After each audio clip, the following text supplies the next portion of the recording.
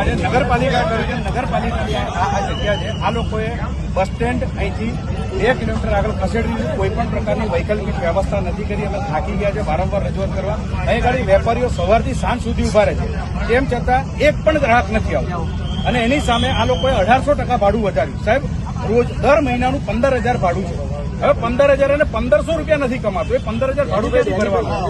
અને વારંવાર રજૂઆત કરી છે. આની અંદર તમને બધું જ આપણે નરેન્દ્ર મોદી સાહેબ સુધી અમે રજૂઆત કરી છે, પણ ટીલ ટાઈમ કોઈ પણ પ્રકારનો વેપારી હિતમાં કશું જ આપ્યું નથી.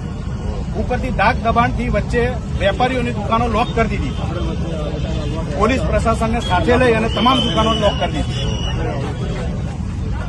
આ તમામ રજૂઆતો છે, ટીલ ટાઈમ અમે કરી, કોઈ રિસ્પોન્સ નહીં. અમે હાઈકોર્ટમાં જઈને અત્યારે સ્ટે લાયા છીએ. તેમ છતાં સ્ટેની સામે આ લોકોએ ફરીથી કોર્ટે અમને 25%નો વચગાળાનું કરી આપ્યું છે કે જ્યાં સુધી કેસ ચાલે. તેમ છતાં નગરપાલિકાએ સ્વચ્છંદીપણાથી બીજું 10% ભાડું વધારી અને નવું બિલ હમણાં આપ્યું છે. તો અમારી રજૂઆત છે કે સાહેબ, આ વિરોધ પક્ષના નેતા તરીકે આપ કે ત્યાં આગળ આ પ્રશ્ન તમે ઉઠાવો, જેથી કરીને અહીંના વેપારીઓને થોડી તકલીફ પહોંચી. પાર્ટી તરીકે કરીશું. તુષારભાઈની વિરોધ પક્ષના નેતાની આપણી ઓફિસ પરથી લખાઈશું પણ ખરા. થોડા દિવસ ફરી વિધાનસભાનું સત્ર આવે છે, ત્યારે પણ પ્રશ્નોત્તરીમાં મુદ્દા લેવડાવીશું. જય કોંગ્રેસ!